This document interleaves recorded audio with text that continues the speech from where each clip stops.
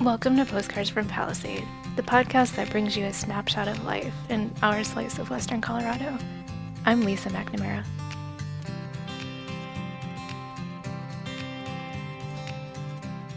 Palisade in January is quiet, restful, hibernating, as snowy and cold as it gets. Some local businesses shut down for a bit to enjoy some time off and prepare for the next busy season. Others take the opportunity to launch while it's less busy, like the new Artful Cup coffee shop downtown, or the Palisade Picnic Cafe just west of downtown. But generally, things are pretty quiet around here in January, as everyone prepares for the year to come. One snowy winter morning last December, Jessica Burford, president and CEO of the Palisade Chamber of Commerce, strolled over to my office with a mug full of coffee. Jessica is one of the biggest boosters of Palisade businesses, and not just because it's her job. In addition to running a few of the biggest events held in town, Peach Fest, anyone? Jessica is working to make the Chamber the go-to place for local businesses and the Palisade community, and to be the driver of thoughtful growth in our small town. As the snow streamed down and my old heater clanked, Jessica and I chatted about the biggest challenges facing the Palisade business community, what types of businesses she'd love to see open up here, why the Chamber's goals always tie back to the town's heritage, what the Chamber is doing to help fill the town's vacant properties with productive businesses, and why she will never not answer a question from a resident or a visitor, no matter how wild those questions may be. All that and more on today's Postcard from Palisade, Growing Palisades Sustainably.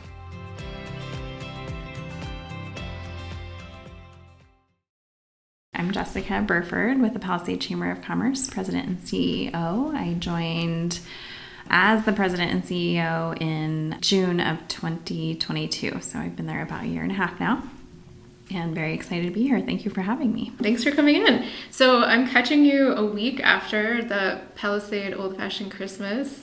Yes. So do you feel recovered from that at all? We're not quite a week out. We are. Honestly, we very much look forward to that event. It's kind of a little bit of our redemption. We like planning events and hosting events. Peach Fest is a lot, though. It's a big animal. Mm-hmm. And Old Fashioned Christmas gives us the opportunity to really reconnect with our local community and our local businesses. And so we really love it. And I think it went really, really well this year. So we're pretty excited about it. Yeah, it was nice that it wasn't actually freezing out. It was kind of a reasonable temperature. It was a beautiful day. It had snowed in the morning, so it was a little slick out initially, but then the sun came out and you could easily walk from space to space and without even a jacket. So it was awesome. So tell me, how did you get into this career path, or how did you get into this role? I sold heating and air conditioning for 13 years. I kind of grew up in that industry. I started out at Hercules Industries when I was, I think, 20 years old. And worked for them for 11 years and then moved into some bid spec work with another company. I had a wedding and event planning certification. I've got my nutrition certification, and I had an amazing boss, an amazing mentor retire, and it gave me the opportunity to think about maybe what else I wanted to do. So I went into hospitality sales because I always thought I wanted to plan weddings, and quickly learned how rigorous hospitality sales is. But loved it. I had, a great boss, a great mentor there. And she really challenged me to do more. And then I went and did some heart work for a while. Left there to help Mosaic do fundraising for people with intellectual and developmental disabilities. And such a rewarding experience. I was sitting on the board for the Palisade Chamber at that time. We just got our notice of our third director turning in her notice in 4 years. So Julianne had been here for a long time, and then we had another director that was there for about 2 years, and then another director that was there for only 9 months. And I just couldn't sleep at night. So I said, maybe this is for me. I am very passionate about helping businesses.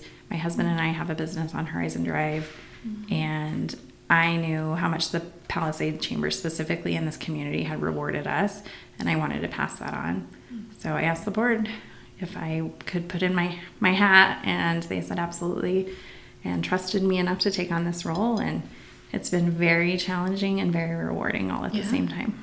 It does have a reputation of being a really challenging role. And you kind of referred to the history of the last few people who have not been here too long. Why do you think that is? Why do you think it's so challenging? I think for a while, the chamber hasn't had a really clear vision. So there may have been a lot of like spinning wheels and all kinds of directions, throwing things against the wall, seeing what sticks. I feel like the board that we have now has been extremely supportive, and we have a very good strategic plan. So that's like my North Star. It's easy when we have a plan, easier anyway, when we have a plan in place like that, so I can constantly refer back to it. I don't know that we were super engaged in Palisade tourism before. That's fun and rewarding, and that's really our focus because that is a major driver in our economy. Just having the right team in place, it's really hard if you don't have the right people with you to go along that journey with you. So I feel like right now we have a really amazing team as well. What is the strategic vision, or what do you see as the chamber's role in Palisade?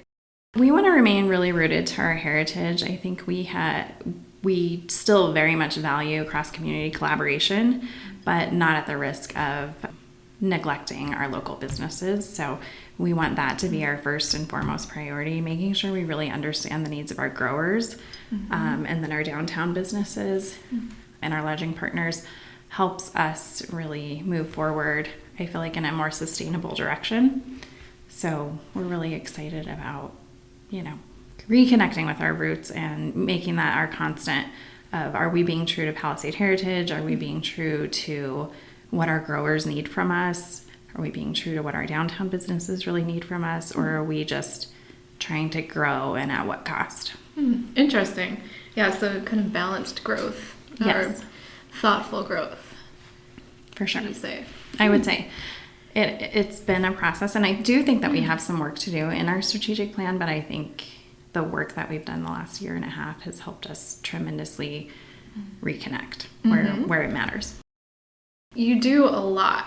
So not only the big events that everybody knows about, but all of the individual member events and networking opportunities and classes. And there's a lot that you organize and offer to members, and also that members of the public can join too sometimes. So yeah, we try to have a good mix of both, where we offer public events and then events that add value to our members. We've really grown our Lunch and Learn program that we have monthly.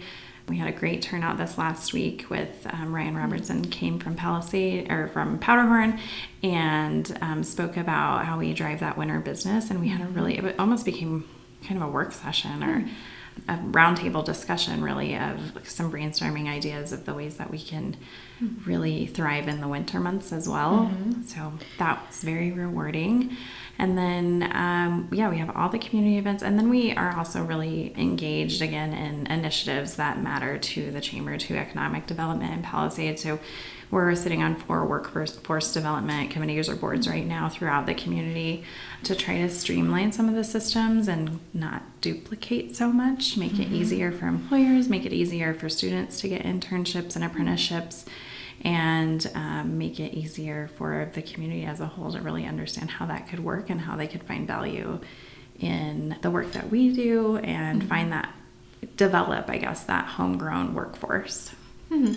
So I almost see it as like, to me, like from my view as a chamber member, it's almost like you're a facilitator for conversations, or, bringing people together that wouldn't otherwise have that person to do that, or that kind of venue to do it. Like, for example, over the summer with the bike, the bike crumbling, the bike issues, the complaints about drunk tourists on bikes that were maybe here every year, but maybe a little louder this year.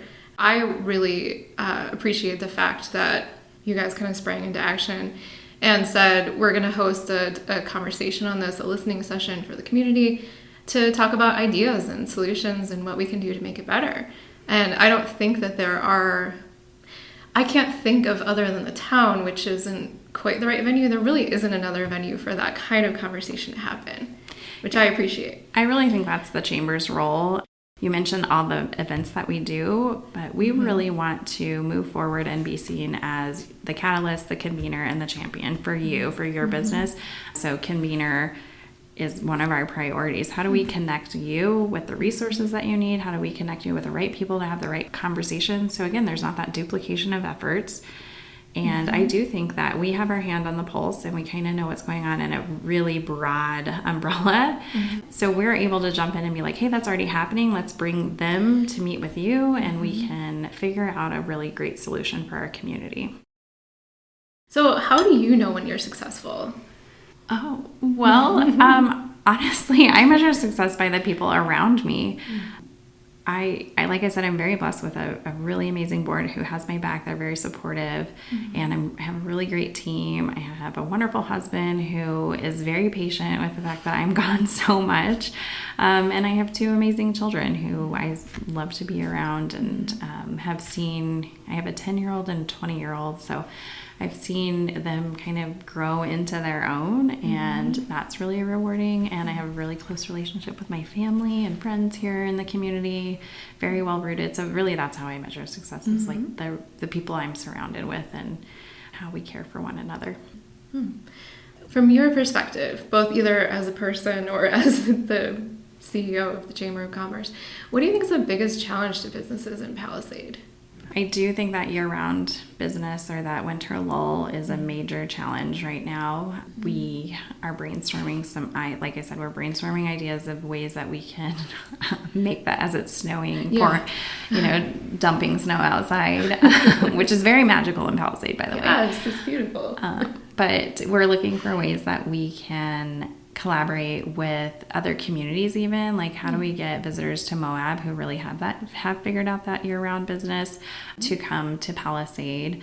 How do we partner better with maybe Uray and Montrose to send visitors here, Glenwood? So some of those surrounding areas where it's an easy day trip from wherever else they might be staying to Palisade, and getting them to come here initially, and then next time be like, I'm staying in Palisade next time because then I can drink all the wine, or I can hang out at the distillery longer, or, all of those things that we really love and value here, because they come and they see we're hanging out there, we're having a good time, we're very hospitable.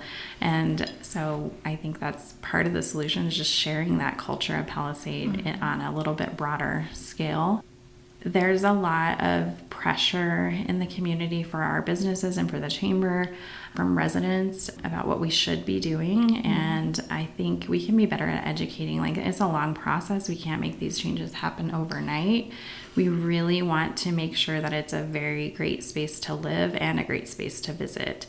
And I know there's been some friction in the community with, it's when we have those huge events come in, it feels like all of a sudden it's not a great space to live, and they want to leave town, or they get frustrated because people are blocking their driveways, things like that. And we're very aware. We're really focusing on how can we fix that? How can we make it a better solution? Because we do want it to be a great space for everyone, not just our visitors, even though we talk a lot about that's our focus. That's not our sole focus. We want it to be a great space for our business members and for our residents. So with that, I think we get businesses hear it a lot from residents, and we hear a lot from residents that those times they're not happy, and that hurts my heart. That makes me sad, because we really do want a great space for everyone. It's a tough thing to balance, though, because you have thousands of people coming into a community of less than 3,000 people. So it's going to be friction. It's going to be a balance. Personally, I love it. I love the weekends that are really lively, and then I love how it just quiets down after. So personally, I like the mix of the two. I really love it too. I obviously I wouldn't be working at the chamber if I didn't like the push and the kind of the constant feeling of what's something exciting and what's next. We have no monotony at the chamber, that's for sure. It's different every day, which I love. That's why I love my job so much. And that's why my employees love their job so much too. They love that every day is a new challenge. We do too. We love the hustle and bustle with the events. We loved, like I said, this last weekend, Old Fashioned Christmas, and the way that we did the layout a little bit differently, but the pleasant surprise happened that it did work out the way we kind of anticipated it would. And we had tons of business downtown and tons of business at the market. I think we have opportunity with other festivals to do kind of a similar thing where we kind of spread it out to make it maybe a little bit less of a major impact, but overall better impact for everyone. But yeah, we love the drive that comes with these events, and then the calm down afterwards. So we can take a little break, reset. It's very nice. It's very quiet in Palisade today. Yeah. And we're taking the opportunity to kind of clean up after last weekend, start thinking about inventory. We did strategic planning with my staff for next year so that they can be on the same page with our board. So it allows us to kind of reset and get ready for what's next. That's so important. That kind of leads into a little bit what's next. So I know one of the things that you've been working on is Downtown Development District. And now I don't know if, and I'll edit this out if it doesn't relate, but I suspect that it relates to the fact that there's some frustration with businesses who want to come downtown being able to find the available space to come downtown, and then spaces that are available and not actually, being available for use or being developed. Does it relate to that at all? Yeah, absolutely. Kind of 100%. We're definitely, I did a tour with GJAP, Grand Junction Economic Partnership, a few weeks ago, and we just walked downtown and went through all the vacant buildings and all of the businesses that are up for lease right now or for sale in our downtown area. And then we also hit River Road and looked at that property so that they could kind of help us come up with a plan. But we're also taking some rural downtown development courses so we can look at becoming like an official Main Street within the state of Colorado. I think might be the only one in Mesa County if we can make it happen. So that would be really exciting for us. And then with that, we get the tools and the resources available to us to come up with a really great comprehensive plan that helps us really develop downtown that in a way that's very sustainable and attractive as well. Interesting. Luckily the downtown itself is pretty full, but it's like as soon as you start getting away, a street or two away, there's so much potential for what could go there. Potential, yeah. And I think that bringing all of our stakeholders in to have these constructive conversations several times so we really get an idea of what everyone is wanting, what our businesses are wanting, what our residents are wanting, what the town of Palisade is expecting and needing and wanting. And then the building owners, so that's, not always the business owner. So we need to bring these building owners in as well to say, this is our hope, and we're hoping that you'll work with us on this. And I know over at 305 Main, we have amazing building owners who are always ready to help Palisade and help us with the next thing. We have a great relationship with them, and we call them often on, can we do this? What do you think about this? They are just, even with holiday, like this time of year, they're really committed to like decorating the whole building now, and because they want to brighten things up downtown and make it a very attractive space to come dine in the middle of winter. It gets dark at 5:00, so let's light it up downtown here so it's more approachable. And I like that they're thinking about those things as well. And they've given a lot of thought to how they keep occupancy in that building. And so it's half residential and half professional space, and I think it works really, really well in that space, and kind of using the model that they have to fill up the rest of the spaces that might not be completely full. What would be your vision for a Main Street? It's not a certification, or what are they? It's like a designation? I guess, a designation would be a great thing to call it. Okay, so say you get that, we get that in town. What does that look like? Like, what would the downtown look like then? Honestly, it would look like accessibility for everyone. It's very hard to do in a historical area such as ours, but I think it's very possible. Making sure that sidewalks are clean and level and easily accessible to all is one of my priorities, and I think many of our priorities is making it easy for everyone to come downtown and walk around or roll around, whatever they need to do. I think that we also have a unique opportunity to really highlight all of our 100-plus-year-old buildings. We just got our official historical plaque, and I think we can work towards that for a lot of spaces down here. The packing shed that sits on the railroad track is on our radar. We talk to the Highs often about like their vision, what would they want to do with that space, and it's complicated. It's going to take a major renovation to make that a workable space, but they're committed to figuring that out. So I'm really happy about that. You're talking about the historic, where it says the Palisade building, what people think was an old train station. They think it's sometimes. An old train station, and it wasn't. Yes. Yep. That's the space. I love that building. I would absolutely love to see something go in there. My worst nightmare would be that it gets torn down. That would be so sad. And I know the Highs don't want that. Yeah. We certainly don't want that. And I think we're trying to take steps to make sure that doesn't happen. There are grant opportunities available for older buildings like that. And so we're looking, GJEP is helping us also look at those opportunities so that we can make sure it does stand. Good. And it's a really cool, unique space inside, and we want to highlight that for Palisade. It would be a landmark building for sure. Absolutely. Do you have any hints about what they are thinking about doing in there that you can share? Or? No, there's no solid plans right now. Okay. It's just finding the resources so that we can make anything happen. Okay. All right. And I think we're all open to ideas as long as it's productive and sustainable. Right. That makes sense. No, that's a hard thing to figure out because it's going to be a big investment in the building to probably bring it up to code and put in any sort of, if you do a restaurant, it doesn't have a kitchen, there's going to be a lot of work that has to go into it. Millions, yeah. So a lot of work. And I think we'll have to have the right investor or the right grant up for the challenge. Yeah, but it could be amazing. So a big part of your role, I know, is that visitors might walk into the chamber and you answer their questions. So you probably field a wide range of questions or comments or things. Yeah, we joke that we need to start a journal. And we joke with the other chambers as well that we need to start a journal or some sort of running document. Maybe its own Instagram page or something where we can just put up all these memes of the questions that we get asked. It can be quite comical at times.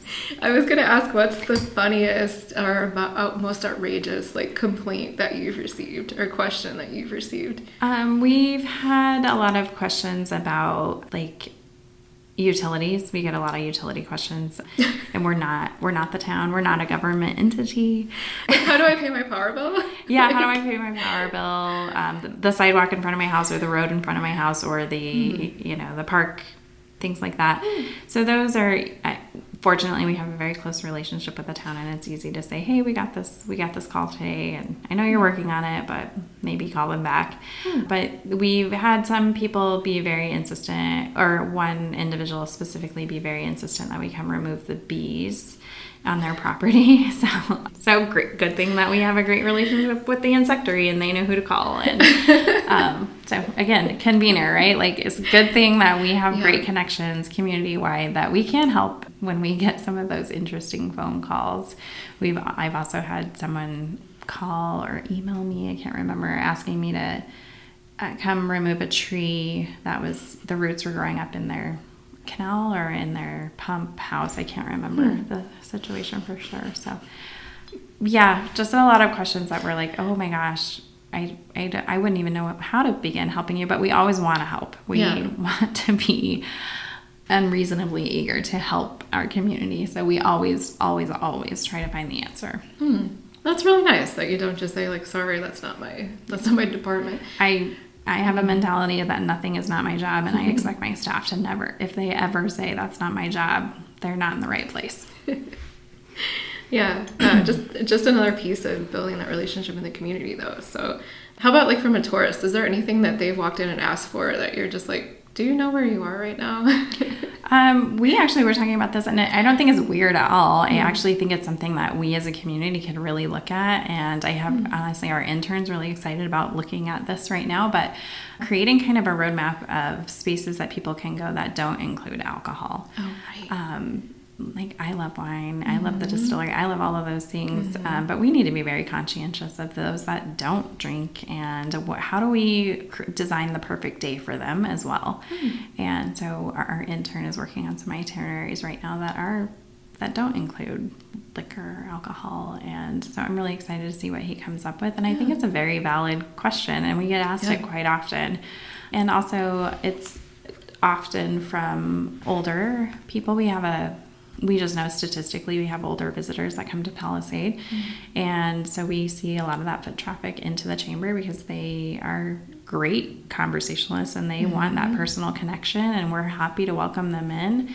So figuring out things that are not super outdoor recreation either, is not super active, or figuring out solutions where they can still participate in a lot of our outdoor recreation possibilities in a way that works for them and their abilities.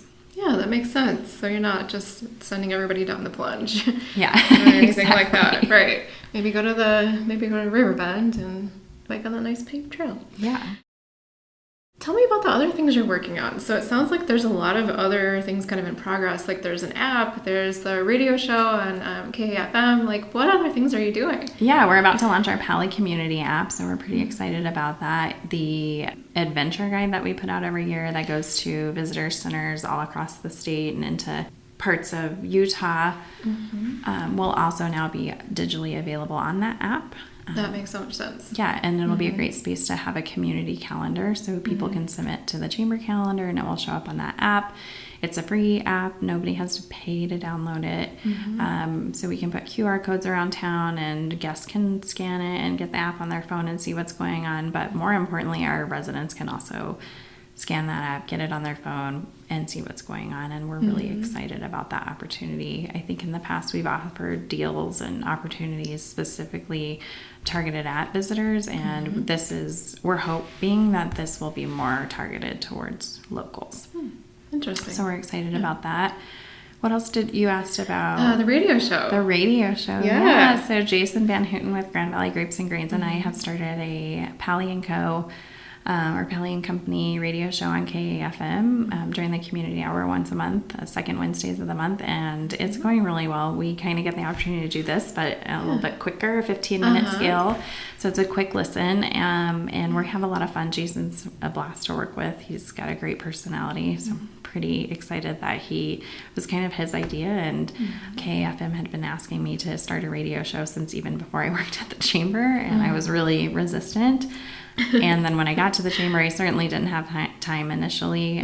So finally they got me, I like to say, and it's been a lot of fun. And I'm learning a ton. We had the Talbot brothers on our very first show, and to see, I love the way that they banter back and forth, and to see just like their passion and knowledge for all the work that they're doing was really exciting. So I'm That's cool. so excited to have it running forward so that we can educate the community. We are, again, trying to remain rooted, so it'll be pretty agriculture focused, I think. But with that, we know that our growers contribute so much to the community. So we like to hear how else, like other than growing and focusing on that year-round production, which it is a year-round production. People don't realize it. Just because they're not picking peaches right now doesn't mean they're not working very hard. Right. So helping people understand that and what they're doing in quote-unquote off-season, and then how they get back to their community is one of our biggest focuses of this show. Long term, like looking back 5 years, 10 years from now, what would you see in Palisade that would make you say, okay, I did my job. I'm happy. Like, I accomplished what I wanted to. Honestly, we want the chamber to be the trusted resource. We want you to come to us when you have a problem, and we'll help you find a solution. We may not be able to do it for you, but we will help connect you with the right people, the right resources to make things happen. And I think we talked a little bit about the turnover and the transitions, and it has not built a strong foundation of trust with the chamber in the last few years. And I think that it's really my dream and my hope for our community for the chamber to be the trusted resource. Just specifically to Palisade businesses, what do you think is missing here? What would you really like to see in town that we don't have now? I kid you not, the number one question we get, and I know that La Plaza has a similar, they have a thrift shop over there, but we get questions all the time about an antique store or a thrift shop, and I think it would, like, our town lends itself to that so much with all the rich history. I would love to see that come in. I can't even tell you how many times we get asked that throughout the summer. I'm probably going to pick that up, but yeah, not a professional Old studio heat. here. you go out on a summer drive, you're going out to little towns, small towns, you want to see what does the local antique store have? Yeah, what are the interesting things I can find here? Yeah, so all right, I'll go there. I think it would be a great benefit to our community, honestly. I would also love to see a space where I'm sorry, I can't think. The heater was a little distracting. But I would love to see I don't know how to explain this very well because I only have examples of names of other businesses like it. But in Cabo, Jeff and Jody with Spoken Vine Motel and Fidel's told us to go visit this working farm there that has a restaurant right in the middle of it, and then also has all these boutique stores that kind of line up around it, and fresh fried donuts in one little area, and you can walk around the gardens and walk around where they grow things, and you can see where they're picking your veggies and making your lunch. And I would love to see us have a little space like that. I think it would be a huge draw to our community, and so I've been picking on some of our investors, some of our growers to create that space, and I've even told them where they can do that. So yeah, that would be amazing. And there's so many different places that would lend themselves to that sort of function. So I know Talbot's does a great job of catering to visitors. They have their unique thing with the live music and football nights and all the things they have going on there. Clark's does an amazing job of that as well with their carriage rides, and just their level of hospitality for both families is really beyond none. They're the example we use often, but this would be kind of not a one-stop shop, but a place where people can see kind of everything that Palisade has to offer in one little space, and they can get an amazing meal. So that's the dream, right? That sounds lovely. That sounds lovely. Okay, so give me the pitch on why a local business should join the chamber. Again, we are that convener, so the resources that you think you might be lacking, maybe we have the way for you to find those and get you the information that you need. We offer a lot of continuing education monthly, as we mentioned. We offer great opportunities for you to network, and networking in Palisade is the best way to network. You cannot beat it. It's fun. Yeah, it's fun. It's we're the fun one, right? We have the best people here, and I encourage you to join and come out and meet our community, meet our people, because they will help you grow your business. I guarantee it. If you know them and trust them, and vice versa, they will help you grow and thrive. So I really encourage you to join the chamber and engage, because if you're not engaging, you're not going to get the benefit. Okay, what else didn't I ask you that you want to share with people, if anything? I don't know. We talked a lot about tourism, and I think we're very committed. And I think I would just mention that I'm taking the Colorado Tourism Leadership Journey course right now. I sit on our tourism advisory board, so I can be your liaison. I can be the voice of local business. If you have an opinion, have a comment, have a solution, I would love to take it to tab for you. But we also encourage you to come. They're open meetings. They are part of the town of Palisade, so it's a government meeting. They're open for anyone, and anyone can come make public comment. So I also encourage you to engage in your community that way. I think that's what I would say overall is if you are struggling and you have really great ideas and strong feelings about things, engage and come see what we are working on already.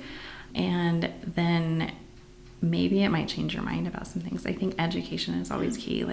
Come engage, come see what we're doing, and then please offer your advice, because we need your input, we need your help, we need your support. So I would just say that I encourage everyone to get to know their neighbor and engage. Well, that's a really good point, and thank you so much for bringing up TAB, because when I first moved here, being able to listen in on these things was a really great way to understand what are people working on in the community, what do they care about, what are their passions, and kind of who's doing what.